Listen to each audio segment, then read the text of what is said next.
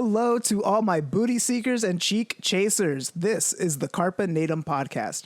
I am your host, Nate Della Hoya-Reynoso, and I am so grateful you are listening to this episode.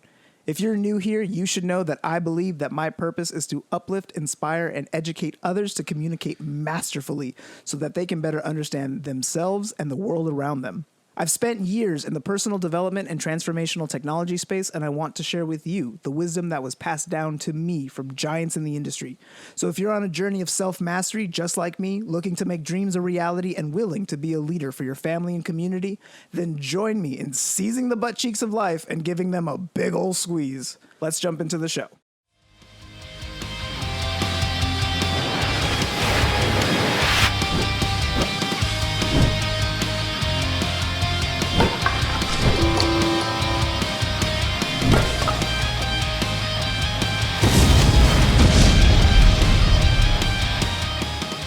Hello, everyone, and welcome back to another episode. I am so excited about this guest. I know I'm excited for every guest that's on this podcast, but today I feel like I am actually in the presence of a celebrity. I am amongst a giant who is so fucking hilarious. He's one of the funniest comedians that I know. He's probably one of the funniest comedians in the fucking state. And if you are blessed to hear him live, it is a true treat. He is recognized as an international recording artist because his Spotify special has taken off in places all around the world. Roderick McDaniel, welcome to the fucking show. Bro, that intro had me like, who's he talking about? I gotta meet this guy.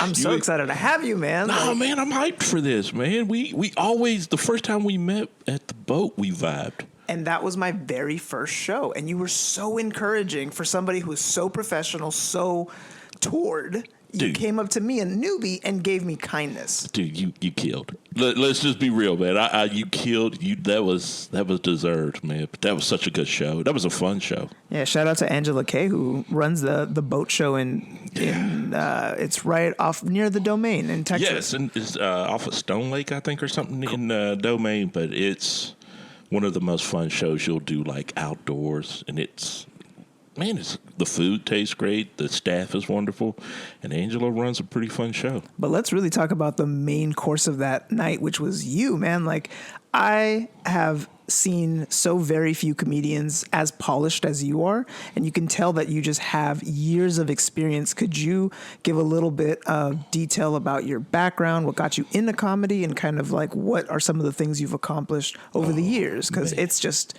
a tremendous list at this point. Yeah, let's see. I will say this. I got into comedy because I lost a bet. That's how I got into it. I remember traveling home. I was living up in Amarillo, Texas, about 8 hours north of Austin, up there in the Panhandle.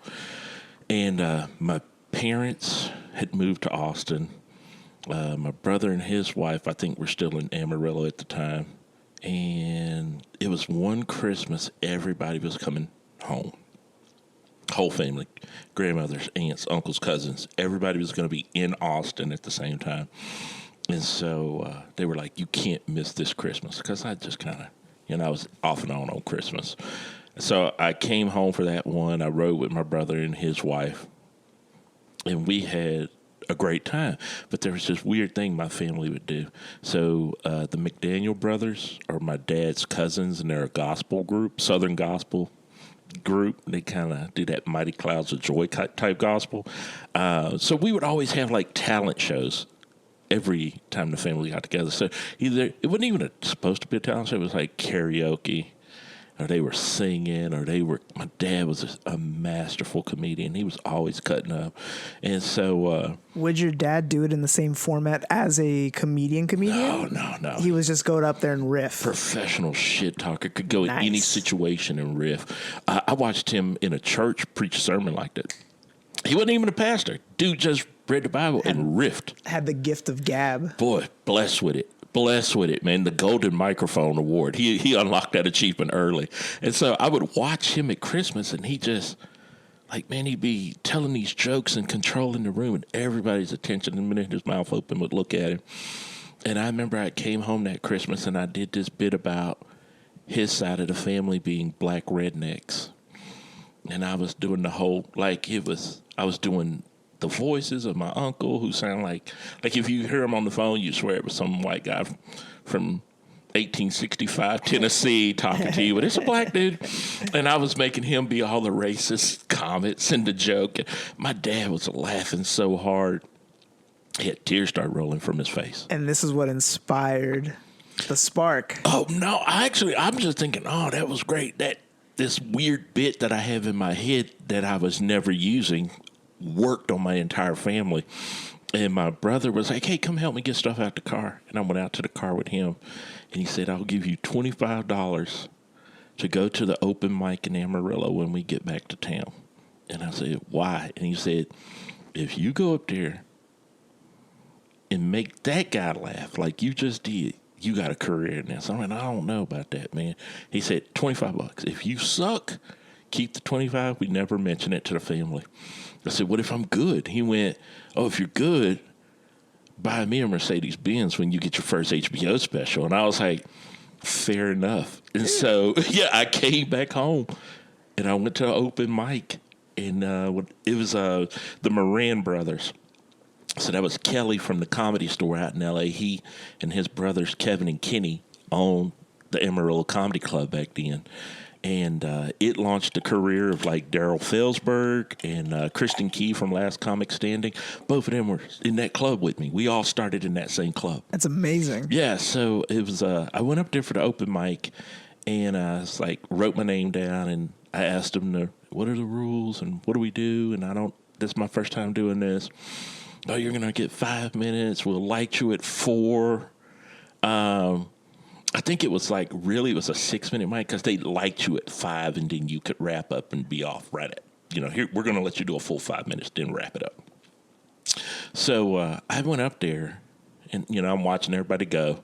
And I think I was second because newbies always had to go first and I didn't get that. Sure. Yeah. So I was just kind of like, okay, I'm going to go.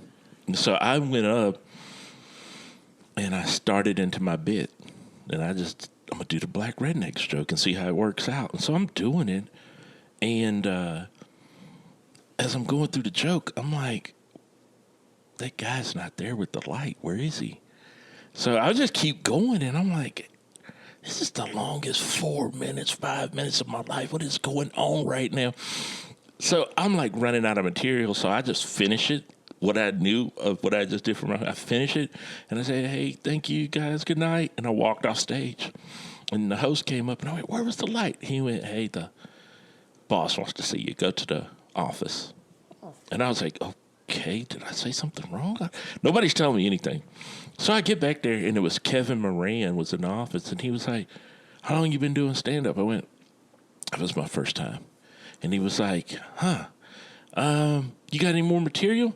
I said, maybe some other jokes I got that I think are funny or stories I tell that I think are funny, but not really. And he was like, I just said, hey, man, what's up with the light? How long was I up there? And he was like, oh, you did 8 minutes. Wow. And I said, whoa. And he was like, yeah. I said, why? I'm sorry, I didn't mean to overrun the light, but I never saw anybody light me. I looked where the guy was supposed to be. He went, nah, at the 3-minute mark, I told him I would light you, and I just wanted to see how long you could go. Interesting. Yeah, so I thought, did I suck so bad he wanted to see how long I would go? But I was getting laughs. Like, it got laughs, and I was, like, really impressed that it got laughs. I was happy that I'd made other people laugh, kind of like my dad. Sure. So it was like, oh, I want to do that again. But what happened was when he said that to me, he said, come back next week. I want a new 5 minutes, only 5 minutes. And I went, how do I write a 5-minute joke? And he told me, you have an egg timer at home? And I went, yeah. Sit with that egg timer for 5 minutes in silence. No TV, no radio, no phone, no nothing. And I said, okay. And he gave me his number. Call me after you do it. So I did it on like a Monday or something. What year was this? Man, that would have been 2002. Wow. 2002, he made me sit for 5 minutes with a timer. And I was sitting there with the timer. And when after the 5 minutes had passed, I called him and I told him I did that. He said, 5 minutes is a powerful amount of time. Make it count. That was what he told me. So I had from that Monday so to Thursday. Prolific. Jesus. Yeah, to get 5 minutes ready. 5 minutes is so long in silence, man. And that's when I realized, I could do something with this. I could rock 5 minutes. 5 minutes is a lot of time to do something here. Yeah. You could change somebody's life in 5 minutes. For real. You really can. He changed mine with 5 minutes of silence. And so it was just kind of this thing where I was like, I wrote another set. I came in there. He would, have me come back. He started making me bust tables in between sets. And I think I'd been at it maybe two and a half months. Maybe Nice. 2.5, maybe a month and a half. It wasn't long. He made me come do a feature set. My first show, the one that you were at, that was after I had started in April. And I believe that was around like August. Yeah, it was a late summer show. August, September. So I had only been in it for 5 months, but I had years of being on the stage. I've had years of training. I just never had any chance to do comedy. I wanted to do comedy in 2020, and of course everything went to shit, so nothing happened, and I was going to go do virtual Zoom ones. I always thought those were dumb, right? I did them. I know. I'm not knocking on you. I know, I get it. Not knocking on you if you did them. Not knocking them if you host them. Before I did them, but I was like, oh, wow. But it's just so with the feedback, and I was just like, I'd rather just do live comedy, because there's something about being in like the belly of a room and hearing like a laugh and seeing somebody who's just absolutely murdering it. It's different. Experience of somebody right there in front of you murdering. Can't replicate it in meta. Like it's something that's just so unique to the live experience, especially when someone's really, really good, right? And you can find really good at open mics, but it's less than if you go to a show. And even then, you can go to a paid show, and most of them do okay, right? But I've been to somewhere it was like, wow, these are all okay sets. We all just had okay sets with this crowd. This crowd hates us. Let's go. Yeah. And something about your set was just I could see the professionalism in what you do, your ability to work on the fly, your ability to riff, the written jokes that you have. You're an awesome storyteller. That was a very captivating story about your first time. So like, this is a very polished seasoned warrior. Like I look at you in the same way that like, Luke saw Obi-Wan of just like, this man's the master. Like I appreciate it, bro. Right.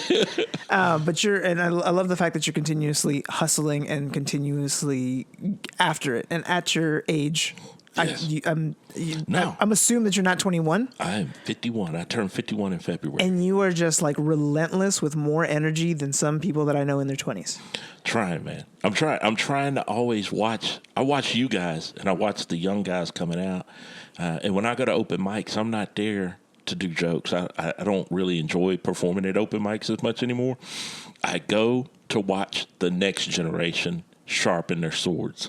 And the more I watch y'all sharpen your swords, the more hungry it makes me to stay relevant, to stay working, to stay writing. Because there's, everybody gets their time in the sun, and I'm already looking at the next round coming up behind me, and I'm like, because they're here.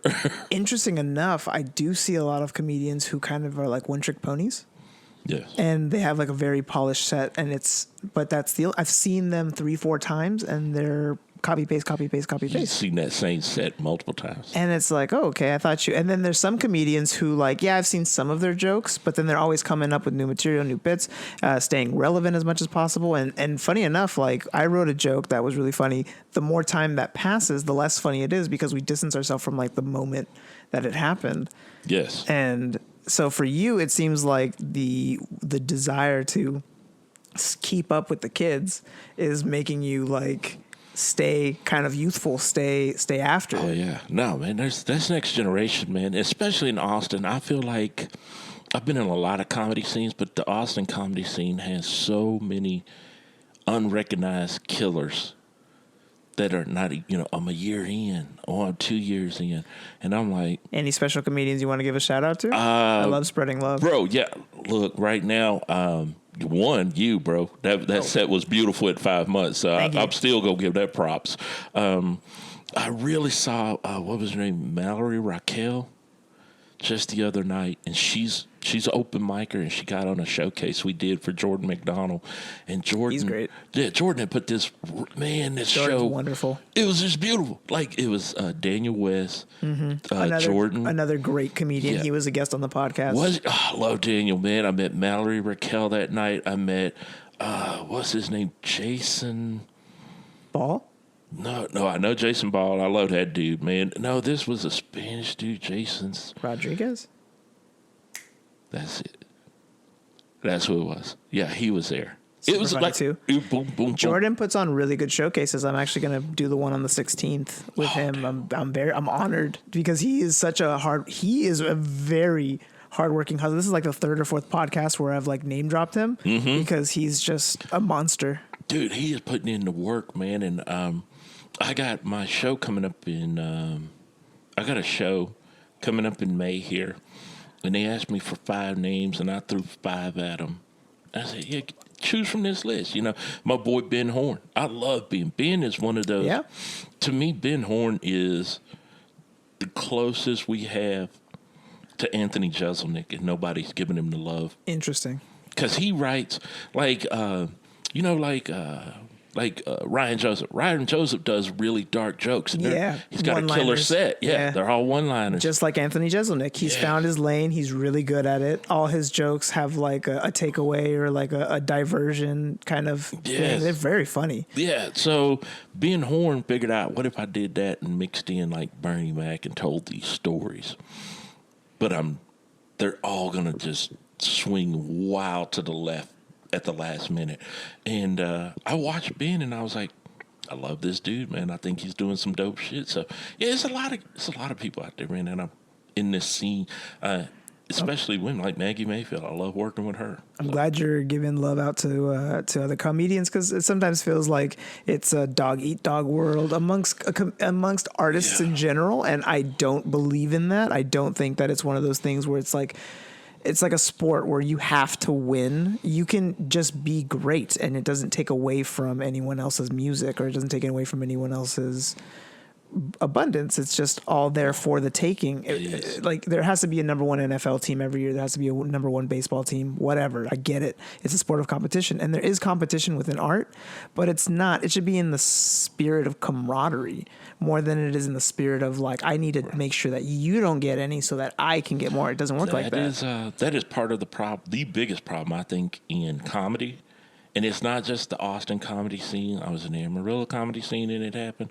I was in Oklahoma for a minute. It happened up there. This happens in LA. This happens in the Bay Area. Yeah, it's universal. Everywhere I go. Like, I don't want to sit here. Like, Austin is an immature comedy scene.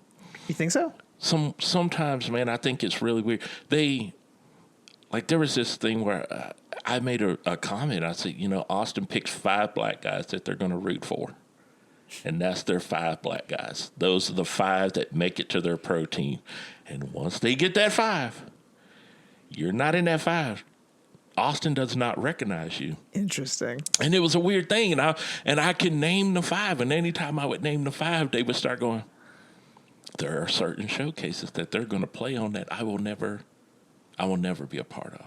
Yeah, it does seem like there is some sort of gatekeeping amongst shows, and do your best to be friendly, and even then you're not guaranteed to get put on, and it becomes a thing where a lot of comedians, Lucas McCreary specifically, he was like, I'm gonna just do my own show. For me to get more stage time in front of live audiences, I'm gonna create something and then put other people on, and then now he's contributing to the community, all while himself being able to practice and put on these shows and do these great things. That's somebody carving out their own lane without having to wait for somebody to give them permission. Yeah, no, that was I'll about to name drop some more young Austin. Dean Stanfield, Spencer Caven. Fantastic duo. That Smoke and Barrel showcase in Georgetown. I love that room. And then they were going to do a veterans night at the Creek in the Cave. Mm-hmm. I went to that. And the first one that they did, and they were going to be doing more and more there. Yeah. There are a lot of really good dudes doing great things in Austin too. Man, I can't think of my boy. What's his name? Adam Lucky. Does the Filthy Show. So he was at my first open mic ever. Mm-hmm. I'm coming up on a year of comedy. In April, around 420 was around when I did my first. I think it was the week before 420. Right. And my second open mic was 420. And at my very first show, 5 comedians went up. Like, the first guy went up and he dropped a joke with a hard R. Oh God! Right. So the host goes up there and says, hey guys, let's not use that word. You know, let's keep this place cool, whatever. Second dude goes up there. He's like, what about the the derogatory slur for homosexuals? Oh, my God. And then the third one went up there and she again did it again. Third one went up there. He's like, what about the slur for the handicap? And then the fourth one, and every comedian that went up there pushed the envelope. And then all the guys that got banned ended up being the guys who put on the Filthy Show. That makes sense. Doesn't it? That makes so much sense. Hold on. I'm almost willing to bet that must have been Chris Reese. the whole Crab crew. So that's what the CRAB boys. Yeah. Then it was Adam. And whoever their boy was from Oklahoma, man. Yeah. So it was just all these guys that went up there and were just like killing it. But like I thought that was funny, but they were just everyone was just like, what about this the word? show over off of the grandstand. 183? No, was it the grandstand? Yeah. I missed that venue so much. I know they ruined a mic that some of my friends ran. They did. They went on there like it is a known story that those dudes went up there, said some stuff on the mic, and people are like, and after what was so funny after John had dropped the hard R in his set, we did a showcase together, and it was our first time meeting, and so we're kind of standing off to the side in the little green area for the comics, and we're all meeting and talking, and everybody's introducing themselves, and I go, "Are you the dude that dropped the hard R at the mic?" And he was like, he kind of gave me that look like, is this big black guy about to beat me up? And he said, yeah. He said, they should have posted a warning that I couldn't say that. And I said, did you not see the color of the skin on your arm when you went up there, bro? That was your warning. Don't do that. Yeah, man. I'm black and don't drop though. I don't know, man. Like the whole thing about the N-word for me is like I truly believe in like the freedom of speech and the ability to say something, because if you're my enemy, I should be able to identify you by the words that you use, especially if you're willing to put that kind of stuff out there. So if someone's saying like FN people, F wetbacks, F this, F that, then I'm just like, I know that dude is dangerous and I'm not going to go over there because that, but if they're hidden and you don't know, then how do you know who the hell really has your back or who's out to get you? That's why I love the Republican Party right now. I know exactly who I trust in that group. So that's my whole thing with like the N-word. It's just like, if you say it, it better be with a purpose. Yeah. And if you say, of course, if you're saying it to be hateful or spiteful, obviously that's rude. But like, I also call people cunts. So like, yeah, but you know, you can get called that just in London and be best friends. So. Exactly. And then it's just very interesting that word has, you know, it's not my word to use, as people have said, but I've seen the people I've seen use that word the most are like pale Asian girls, Filipinos, Hispanics from like the hood, and then white dudes from Stockton. Those are the four people that use the N-word the most. Yes. In my opinion and in my experiences. And then it comes like black people and the rest, right? Yeah, I used to do a joke where I was like, if you're a white lady, you don't have the right to use that word. But if you're the mother of a black child and your baby daddy left you, you get to use it 3 times a year. And I said it, and man, it was like when I said that on the stage, the audience was like, ah. But you could tell which white ladies had black children because they were like, Yeah, you can see it. You can see it. You're like, you know what? You get a pass. And someone has a joke. I don't remember who it was, but it's basically like you should, as you're renewing your DMV registration, you should also be able to buy some passes for slurs. So, and so that way you can like, if like you really want to use one, you can like get out your whole punch card. Somebody punch this. I'm about to validate. So there's that, and I don't know, man. It's very confusing for me because like I'm Afro Latino, which means like I was raised Mexican. My family is Mexican and Salvadorian. However, it looks like from our genetics, from the way my grandfather looks, from the way I look, from the way my great grandmother looks, there is definitely like indigenous blood as well as possibly African in us. And like I have this super curly hair my whole life. You have hair like my kids. Yeah. My Blexicans. That's what I call them. You look just like one of my sons. So then depending on like how I look, most people, when I say that word, are like, hey, you can't say it. And it's just like, how do you know? Well, like my grandfather was, or my grandmother was, or my great grandmother, like I have it in me somewhere. Yeah, like, I know. And I look like this. So it's very, very confusing. I had someone try to beat me up because they thought I was white saying that joke.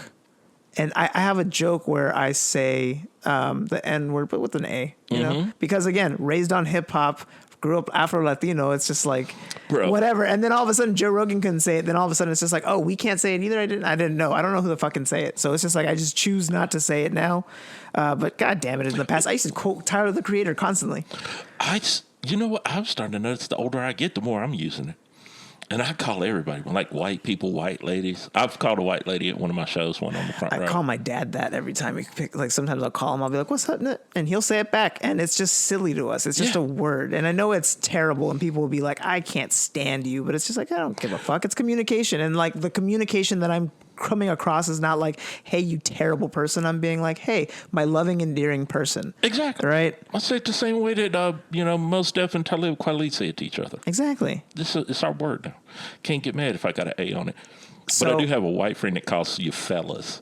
Fellas? Fellas. He says, yeah, that's my word. Y'all can't use that. I said, fellas. He's like, where are my fellas at? So the South is weird because, like, I like calling people boy. Like, boy, like, what's up, boy? But out here, being called boy is... Oh, yeah, no, the South is weird about boy. Right? And like, what's up, boy? I ain't been a boy since I was since I was in fourth grade. I had dudes say that to me, and I'd be like, what? Bro, what are we talking about? And then the other side is just all like, I don't identify as that. And I'm like, okay, everybody can get it. It doesn't matter. Like, yeah.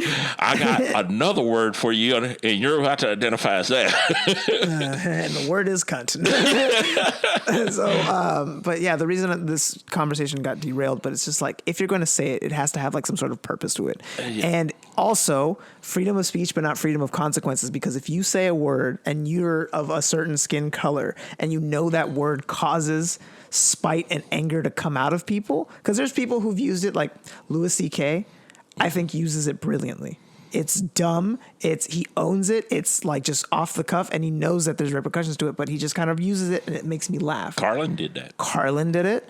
A lot of comedians did it, again, with purpose, but also I'm pretty sure they knew that saying that with that word and with that phrase comes the consequences of somebody. Go back and listen to Lenny Bruce in 63 or 65 buddy. using it, and you're in shock because every race, the Jews weren't saved, the Mexicans weren't saved, white people weren't saved, blacks weren't saved. Lenny Bruce said every racial slur that ever existed in some of the best jokes. And I feel like as time goes on, the audiences are becoming softer and softer and more offended and more offended. And I grew up in the 2000s. So like I was born in 94. So like when I was 6, it was 2000. And then everything from 2000 to 2010 was like when Scary Movie came out, when Family Guy was at its peak, when South Park was getting on its roll. So like I grew up on some of the most insane TV that I've ever seen. And now everything is like nerfed the fuck out. It's so soft. You can't hurt anybody. You have to take care of everybody's feelings. And like there is some benefit to that, but I feel like it's now becoming so excessive. It's become counterproductive to our ability to communicate, our ability to hold conversations, our ability to even get along with people who share a difference in opinion. Yeah, I always get called crazy by the young black community because I feel like in my community, the more college some of us get, the more I don't want to hear that word. Why? I mean, right. I was born in 71, so I grew up with the Civil Rights Act. I remember when they could say that word on TV, and it was roots, or it was in the heat of the night, and it was not being used as a term of endearment. It was usually a white character saying this and calling a black character this to portray a racist on this TV show. Exactly. They had shows where that was the moral of the story, and they would say it on TV. Like that word was allowed. And then, I grew up with that. So my dad was real big about desensitizing us to that word. When I was a kid, he said, you're going to get called it. Let's just make peace with it. You're going to get called this word. You need to know now whether you believe you're that word. That was his message to us. Powerful. Well, yeah, because, man, when I was a kid, I was growing up in Louisiana, meaning I grew up around a lot of rednecks that thought they could toss that word around. And I want to say from 4th grade until high school, if you use that word toward me or directed at me, you had to defend yourself. I was Will Smith and Fools back in '84. Okay, I mean he wasn't slaps. I was throwing body blows. Right. So I fought so much behind that word. My dad said, "Look, your teachers are going to think you're going to have a teacher that's going to think you're one. You're going to have people that are going to think you're one, and you're not going to be able to fight everybody. They'll get you locked up and then taken out of the competition. So you need to decide what you are, and if you think you're that word, then keep fighting." He said, if you really want to hurt them, make more money than them, make better grades than them, get more accolades than them. Success is the best revenge. Oh, man, he was really big on that. And I'm talking, I was, 75, would have been 4 years old. I remember hearing this from the 70s, man. Like, I remember him making me watch Jesse Jackson's I Am Somebody speech. Like, he made us, like, he was really big about pushing us to read and to be, educated on all the topics and subjects. And, just. What a great dad. Oh, yeah, the dude was ahead of his time. He was so ahead of it. But he shaped pretty much the kind of comedy I'm doing because I don't have a lot of tolerance and patience for people that just like, hey, I don't want to hear this and I want to block this. No, I think the less knowledge you have that exists, you're creating this fake bubble for yourself. You need to know that those people exist. You need to know that that's out there. I think it pushes you in brown culture. So when I say this, when you know there's somebody that hates you for your very existence in DNA, it pushes us to be better because we're always outperforming them. For real, honestly, I feel like it does. It's weird. As hard as the plight of black people have been, and browns in general, but black in particular, the fact that you dominate culture around the world globally, everybody wants to, and this sounds weird, but everybody wants to be black. Everybody wants the hip hop culture. They have the best dances. Everything that's happening on social media platforms with viral dances all come from black creators, black dancers, black places, and they get your best characters on TV for the last 20, 30 years have all been like the black sidekick. He's always the crowd favorite. Yeah. Right. So it's interesting that as terrible as things have been for y'all, everybody wants to be that culture so badly. They Everybody want wants to take be black till the police show up. Yeah. Always. Everybody's down to, I'm down to be black when it's a picnic and a barbecue. I'm down to be black when we're at the game or we're playing dominoes. Police show up. I'm white again. I am no longer black. Hope you guys get out of this, okay? And that's something I give Dave Chappelle a lot of credit for, because with what he did with the Chappelle Show and what he's been doing with the specials, minus the whole whatever the heck he's been doing with the identity politics, but his whole thing is like, at the end of the day, you and I are the same up until the cop shows up. Amen. Always. And that's something you could hear that line in a black barbershop every Saturday. That's like, I think what Dave does a lot of times, he takes old black men knowledge and shares it with the world, and y'all don't realize guys like me and Dave have been hearing these words in barbershops from uncles and grandfathers for years. And the next generation doesn't know. So that's the thing. It's just like, this is a sign of good times. Oh, yeah. Where the next generation doesn't know the suffering that the previous one did. And that's something that gets talked a lot about. Like when I was growing up, my dad would always be like, you didn't have to go through what I went through, but I didn't have to go through what your grandfather went through. Yeah. And then that's always been the kind of the lesson taught. I can tell you right now, I have two grandfathers. My grandfather on my mom's side dropped out of school in 4th grade to raise his brothers and sisters. Yep. But this dude he got a degree. Well, he got his trucking license. And he was a math wizard. At 4th grade, this guy could sit there and he did something, and I would talk to my mom about it as an adult. I say, I could talk to him about money for a loan, and he would break down the percentages in his head.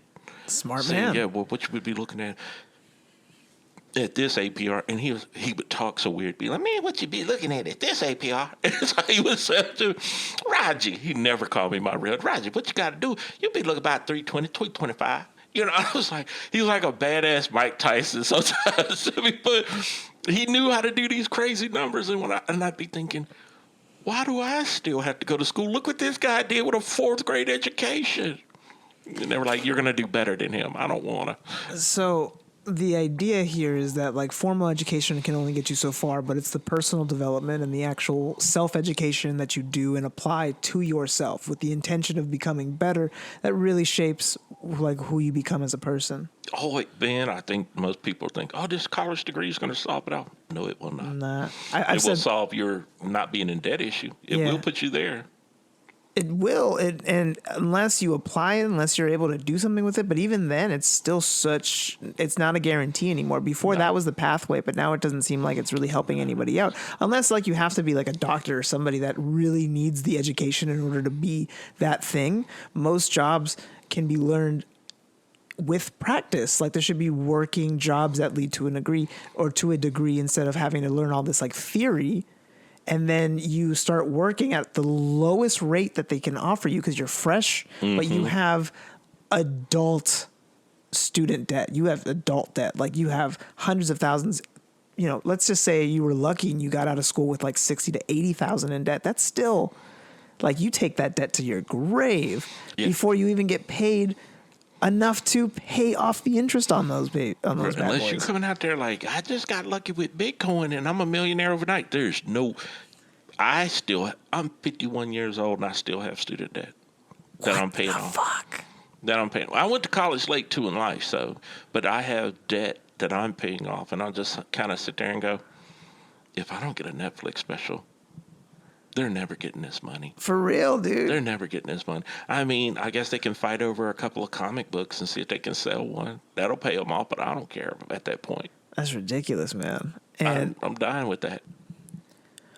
with that being said, what are some things that you do to constantly evolve and create? Because I know that you're constantly doing stuff to stay sharp. Yeah. What are you doing to evolve? This is weird, man.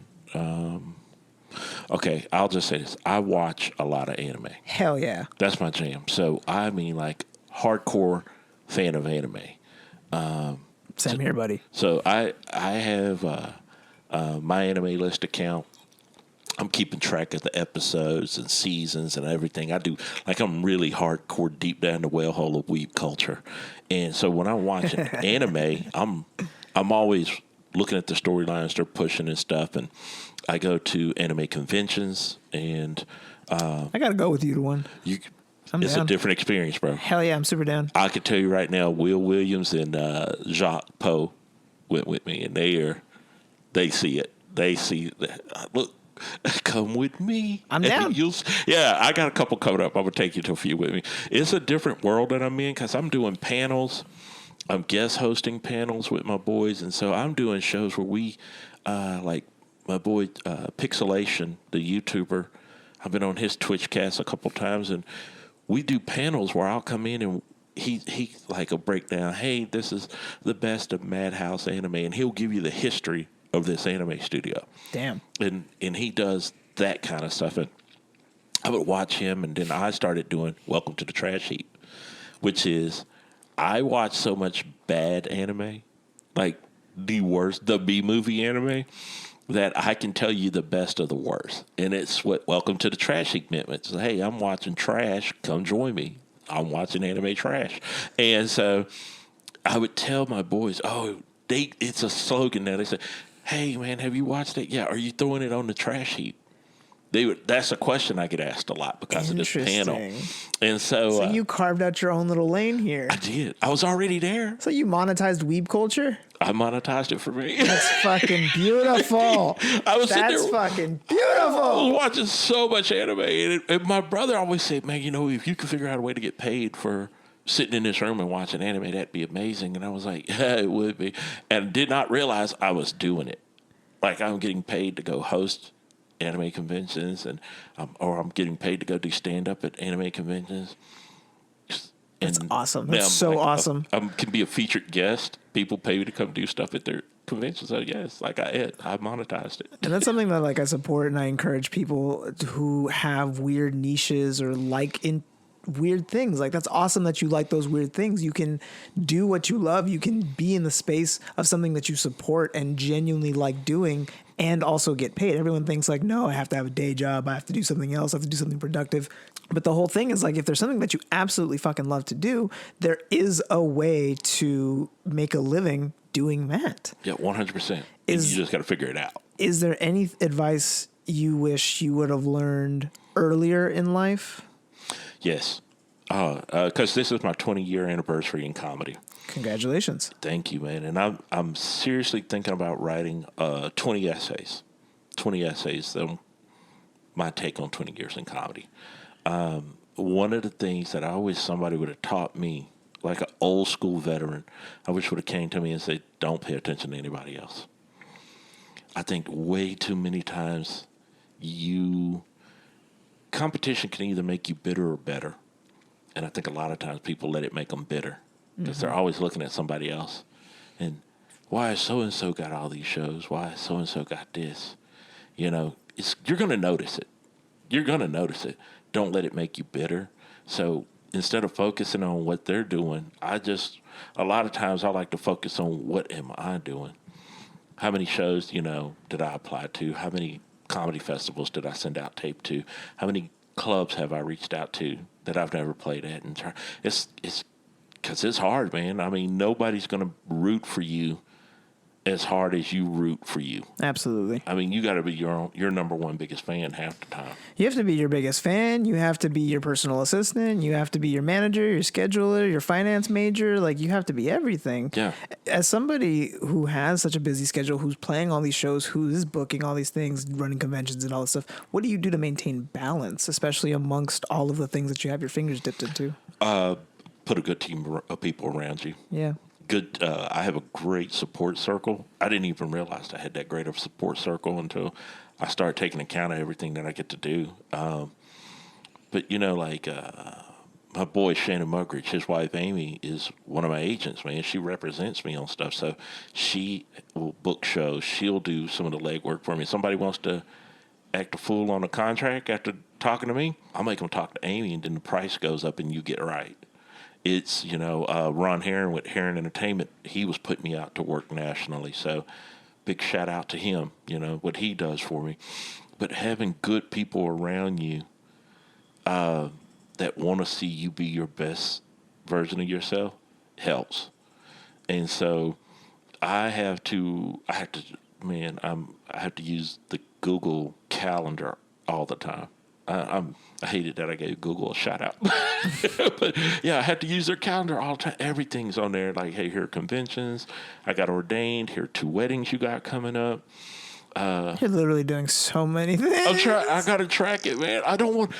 My thing is, and I've done this, man. If you sit down, you will grow roots and stagnate. So I like to try to move, not just for busyness sake. I want to move with a purpose. I'm always trying to move toward a goal. So that kind of helps me kind of keep it tracked and grounded. You had said that your parents really pushed you to read and become self-educated past whatever you did for school. And then you did get some formal education as well. Were you like a big reader? Did you read a lot? What are some books, like if you were to name like 3 to 5 books that really influenced you and made an impact on you that you could share with the audience? Do you have like a top 3? I never thought about it, but I think I do because when I got grounded, my parents would they'd take away TV and video games. So and you read, yeah. But we had a just huge Same library here. in our house, so I'd go in there and just grab like 5 books and go back to the room and be super entertained. That was how they messed up their punishments. I loved getting grounded. Cool, I don't have to do anything and read. Okay. Yeah. I would say when I was a kid, one of my favorite books I read may have been. He's such an outcast right now, but Bill Cosby's Fatherhood. Interesting. Why? That book really opened to my eyes to being a black father and just being a father itself, but a black father who had been successful from the suburbs. It was like, oh, this is what I could grow older. Rod could be. Is this black successful dad? Hopefully not with the same habits. Yeah, not going to have the same habits. I am so anti-drug rape. I don't want nobody to do it to me, so I don't do it to others. Amen. Okay, so except Cardi B, she could get me anytime. I'm putting that out there, Cardi, if you hear this, into the universe. Shout out to Cardi. Leave Offset. I got a plan. But here, I'm just one of those guys like, man, if you reading that book just kind of opened my eyes to writing. It was funny, but it wasn't stand up, but it was funny. Like you could hear when you read the book, you could hear every chapter was like, oh, this should have been on stage. This could have been on stage. I really loved that one. Malcolm X. I remember when I was I could have been 12 or 13. I messed around and I picked up the autobiography of Malcolm X. It was in our house, and I started reading it, and I was just like, whoa, this dude. Man was powerful. Man, this dude, you talk about, and man, just to hear where he came from and, the violence that he saw as a child that was done to his dad, you were just kind of like, that book opened up my eyes to the world in a different way, man. And it was at the same time, how it comes back to that bitter or better theory. I read the book and it was like, you could be the most eloquent speaker in the world, and they didn't find him dangerous until he could motivate his fellow black man. Being a motivator is the most dangerous thing you can be. Interesting. So you're saying that I'm going to be... You're dangerous. You're on a government watch list right now. For trying to motivate and make people positive and better. And yeah. Here's the thing. Like if you get out there and you start spreading love and positivity and motivation, and I'm going to get arrested for something random. Just picture this. What if tomorrow 2 million people in your community or in multiple communities start listening to you? And you could influence votes, or you can influence the way we live, or you can influence things. I would never try. I mean, I don't know, because I think about that. I do think about that a lot, of like what influences and how is the intention to influence, to be impactful and to make someone better, or is it to manipulate and leech off of somebody? And if the intention is good, you would hope that the action also matches. I think influencers have changed. When I was a kid, an influencer we were trying to influence you to put money in the black community, to be, to educate yourself, to be above the reproach of the stereotypical, racial systems. Now people want to be an influencer just for follows on TikTok or, Instagram. Yeah, they'll do it. It's a weird... The reason for wanting to be an influencer has changed. Something that I definitely notice a lot nowadays, and in my generation, and now with the next generation who's learned from the older brothers who are my generation, it's clout chasing. Everything is clout chasing. Everything is, I'm going to be mean to this person so that I get some clout, or I'm going to only do this good thing because it comes with clout. Like it's just clout chasing, and I feel like there's an epidemic of that. Oh yeah, dude! I remember when you just gave people money to the homeless just because you felt bad for them and thought, except for the grace of God, that's not me. Now it goes on Instagram Live. Yeah, man, I'm out here buying groceries and tents for this dude. Okay, you could have done that and not made a video about that, man. So there's a part of me that agrees with that, and then there's another part of me that's also like, because there's a weird line there, because I've worked with people who are in the space that I'm currently in who gave food to the homeless and help people, and their idea was, when they filmed some parts of it, they were like, the idea here is people are so much more likely to do something if they see someone else do it. So if we put out there a message of like, hey, help these people, we're doing it, we're helping out people, we're passing out plates, it's with the intention of inspiring others to do the same, right? So, but it's depending on how it's put out there. I mean, Tony Robbins says he donates like $50 million every year to Feed America, right? And that never comes off as terrible or awful, but somebody is like, hey, I fed these, I gave ice cream to these people. I guess it's when they take the selfie with the homeless person. That's the one that kills me. That's when it comes. I think maybe if you're like, here's the food, we're going to give this out to a bunch of people, I hope you do too. But if you're filming yourself like actually doing it or passing it out, maybe it depends. Really depends on the context, but it's so easy to be taken as like gross. Yeah, it is. I'm okay. Here's my thing. I like to help young comedians out. So when somebody asks me names, I have a list of comics in my mind that I like to.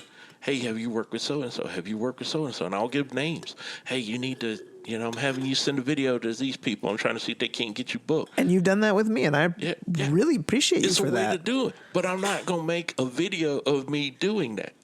I'm not making a video of me sending those emails to somebody or calling these people and sending texts. But you could make a video of yourself being like, something I do to help out comedians in my scene. These are the tips that I use as a black creator, as a brown creator, as a brown comedian, as a human. This is what I do to help my fellow man. Mm-hmm. And you could just be out there. But yeah, you're right. You're not out there with the selfie being like, tell him how good I did you. Like, yeah, no. Because that's clout chasing. That is such a weird thing to do, man. And I'm weird about in stand-up. I have friends that have started T-shirt lines and clothing lines. I'll wear their clothes during my sets. Yeah, I've seen I want people to see the shirt, like, who made that T-shirt? And I'll be, it's my boy that, Ludi Boo, the VTuber made this for his I think, Otaku Lounge Club clothing line, whatever it was called. It was something crazy like that. I love Genevieve's shirts. Have you seen them? No. It's like a picture of her drawn out with the big old afro. And it just says Genevieve in like that 70s type writing. Oh, that's beautiful. It's dope. I've seen a lot of comedians wear it, and it looks really, really cool. Oh, that's dope. See, yeah, man, I like, so I if I can rock my people's clothing, I'll totally do that anytime. I love it. So spread the love, man. So you shared with us two of your book recommendations. You also hit upon you can be bitter or you can be better. Yes. Phrase. Is there any other phrases that you live by? Man, I have to constantly remind myself because I suffer from severe depression and PTSD from serving in the military. Saw some combat action at a young age, and who knew that would mess with you when you get older? I did not know that, so I learned that. So one of the things I'm going through a mindfulness group now. And they're trying to teach me how to, be in the moment and do some light meditation and stuff. And one of the things that I'm starting to learn about your mental health is your perception of yourself is like the weather. And sometimes we get like good weather and things. It's easy to have a great perception of yourself when the weather's clear.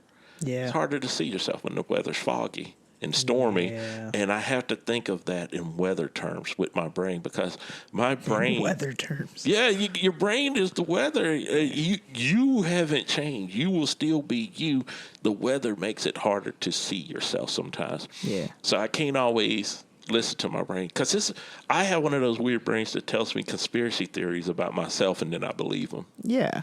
And a book that I'm reading right now is Loving What Is by Byron Katie, and her whole thing is about not discarding or getting rid of thoughts or stopping thoughts, but questioning your thoughts and figuring out which ones you choose to believe. Exactly.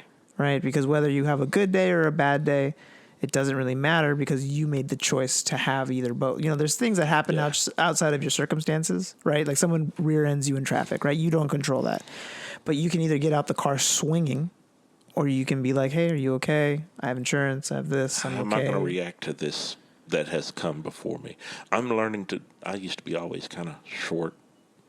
Man, now I'm so much calmer in life. But I'm really weird about protecting my peace of mind and positivity. I'm going through some issues now where people that are near and dear to me, several right now, man, it seems like ever since I started therapy and stuff, I'm starting to notice they're either how much they complain or how much they don't complain or how much they have a positive spin or how much they have a negative spin on anything they hear. It's an awareness. Yeah, I'm like really alert to it, man, with certain people. And these are not people that I don't, these are people I love. I'm just hip to it and I'm going, I don't know if I need that in my environment, man. Yeah. I'm trying to change and I want you to go on this journey with me. But just cut off your wife and cut off your children and be like, y'all ain't doing it for me. I gotta protect this mental space. I love y'all, but I gotta love you from a distance. But no, I know what you mean. Now that you have this awareness, now that you're able to see the matrix, it's like you can't unsee it. Now everybody that you come into contact, you're like, oh, you're a good person, or like, oh, you need to readjust your thinking. Like you need to make sure that what you're putting out there isn't so harsh, so negative, and maybe that's going to help kind of shape your life in a better way because people don't get that. They think that like they're so unaware of their own reactions. And I fall into that category too because I also suffer with depression and anxiety. I've gone through classes and group therapies where they teach you about stillness, being okay with uncomfortable feelings because I have a lot of avoidance behaviors. I love disassociating. And my therapist called me out. She said, the reason you disassociate is because you're in an environment currently that you can't control. So you create an environment that you have full control of. And that's where I escape to is my dreams. I escape to my daydreams. I have full-blown conversations with people in my head that never will happen. I've done that. So, and it's just... I do that. It's something where it's a learned traumatic response, but it's also a feeling of like, I don't have control right now, so I'm going to go somewhere in my head where I do have control. You ever been so deep into a conversation in your head, like when you're disassociating, and I'll catch my body like doing the point that I'm doing in my wife daydream. Calls me out when I'm driving and I'm moving my hands, and she's like, who are you talking to? And I'm like, what? Did I say something out loud? She's like, no, you're moving your hand. I'll do my hands. I've done stuff where I'll look at 100%. something and I'll do that, and I'll go, oh, that conversation was good. Yeah, I'll have bits written out in my head, like I'll do performances and get feedback, and then somebody will like heckle me in the crowd, and then I'll throw something back, and it's weird. Like I create this whole space in my head. I've done that, bro. And they say it's a traumatic response, but if you're able to use that ability for something positive compared to something like negative, like kicking yourself in the ass, telling yourself you're not worth anything, telling yourself that everything's terrible, because you believe it because it's so vivid in your mind. My whole second album was basically written during the pandemic in a depression state. So I would wake up at 3 a.m. and I just got tired of waking up and just staying awake and just laying in the bed. I started writing. I'd get up and like my PC came into the bedroom with me, and I'd get up and write. And those conversations I was having in my head, I'd write them out. And then I started writing these bits that would eventually form Mind Your Business. Because I was writing them at 3 o'clock in the morning. Just, okay, I had the conversation. It's got to come out. Sure.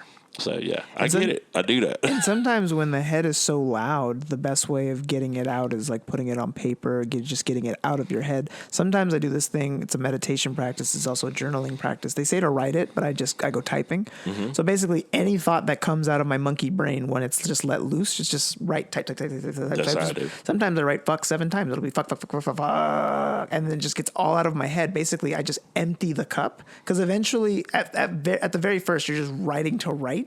And then you run out of steam, and it's kind of like all the caca's out of your head. And then you delete everything, or you rip the page, or you do whatever. And then you begin to write. Oh, that's beautiful.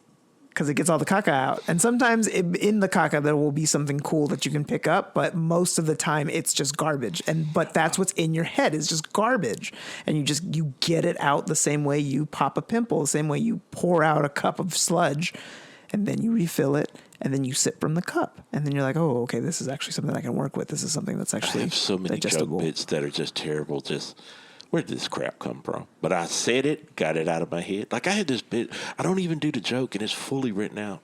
And I just asked, have you ever met a woman that you were just like, wow, I really wish she was in an abusive relationship. And it's a terrible thing to say, but I was thinking about this certain person in my head, and I wrote this whole bit about her out, and then I was like, oh, this is terrible. I can't perform this anywhere. Not in Austin. Yeah, not in Austin. I'm going to do it in India, where my album's going live right now. Yeah, right now. That crowd in India book me right now in Bangladesh. I got a burner for y'all. I got a hot one. Let's begin to wrap up this podcast. I have 2 more questions. Sure. One of them being, in the last 5 years, what new belief or behavior habit has dramatically improved your life or attributed the most to your improvement and your betterment? I'm trying to die and be remembered as a guy that helped everybody. And once that became my focus, the focus moved off of me. Mm-hmm. And then what could I do for other people? It changed. Literally, when I say it changed my entire life, it did.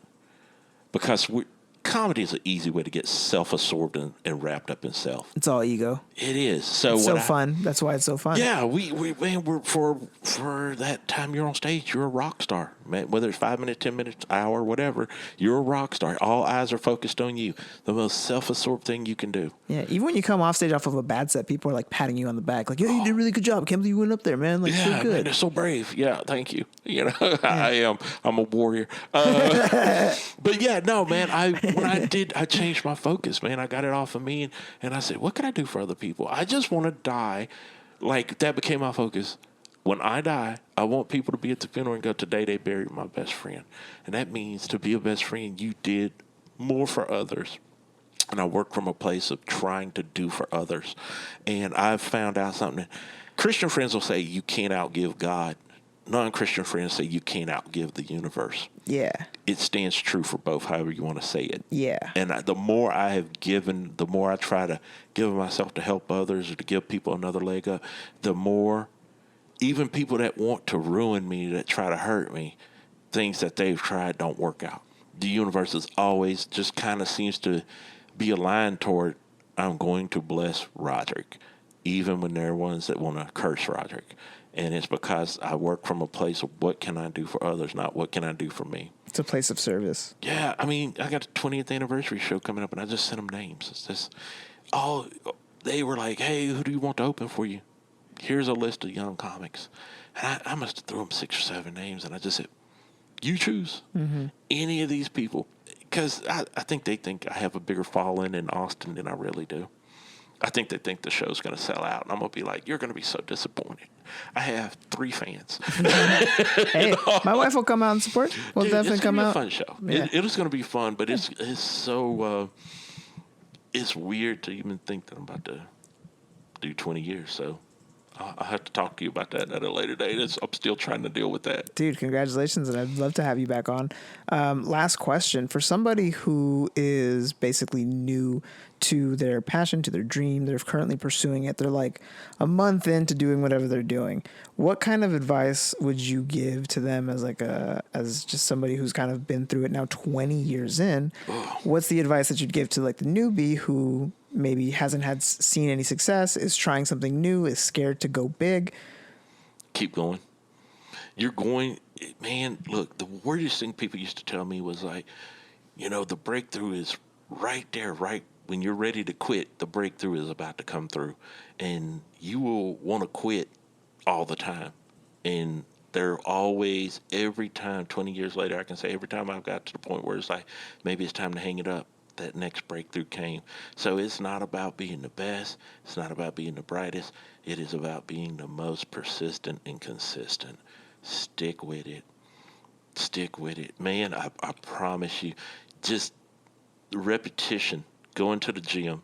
If you go to the gym, you eat right, and you lift weights, you're going to get bigger. Will it happen overnight? Will it happen in a year? Will it take 5 years? I don't know. But it will happen. With consistency. Stay consistent. Stay persistent. Don't quit. Because, man, I think of the success I'm having now, and I can tell you how many times I took breaks or quit. There's some success I'm having now from being persistent, being consistent. Tenacity, man. Tenacity's going to carry you through low days, high days. Tenacity, persistence, consistency. I'll preach that till they put dirt on me. Dude, that's a beautiful way of ending this podcast, Roderick. Thank you so much for being a guest today. Dude, tell the folk where they can find you. You can find me on americasmostwanted.com. You can seriously, if you're on Instagram, at Coach Silky. I am super in love with Instagram. I'm always on Instagram. I'm sending jokes on Instagram. I'm sending show announcements on Instagram. And then there's a link tree on my Instagram that takes you to my Facebook and my Spotify. You can find me on Spotify under Roderick McDaniel, of course. And I've been ending all my shows asking people to stream my album. They don't even have to listen to it. Just stream it for 8 hours a day and mute it, because I still get paid for every stream. So even if you hate me, just think about if you could help me make so much money that you never had to see me again.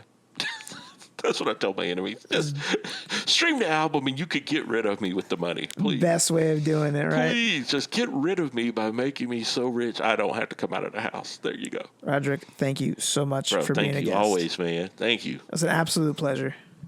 Thank you so much for listening to another episode of the Carpe Natem Podcast. If you loved this episode, please consider leaving a positive rating and review on Apple Music or iTunes. It takes 30 seconds for you, but for us, it helps spread positivity to more people during these chaotic times. It helps build a community, and it makes me smile from ear to ear. Speaking of community, we have a Facebook group at facebook.com/groups/Carpe Natem. Just answer the 3 questions to get some access to extra motivation and inspiration for your timeline. If you would like to support the podcast, screenshot this episode, share to your story, and tag me on Instagram at Carpe Natem 114. That's going to be my handle across all platforms, including TikTok. If you would like to give me a follow, I definitely would appreciate it. If you haven't already, please rate us and subscribe on Spotify or anywhere you enjoy your podcasts. And lastly, you can find all episodes, linked to resources and opportunities for coaching and mentoring from me at carpenatem114.com. I cannot thank you enough for spending part of your day with me. You are all rock stars, taking the necessary steps to be your best selves, willing to do whatever it takes, and ready to grab life by the butt cheeks. So until next time, this is Nate Hoya-Reynoso signing off.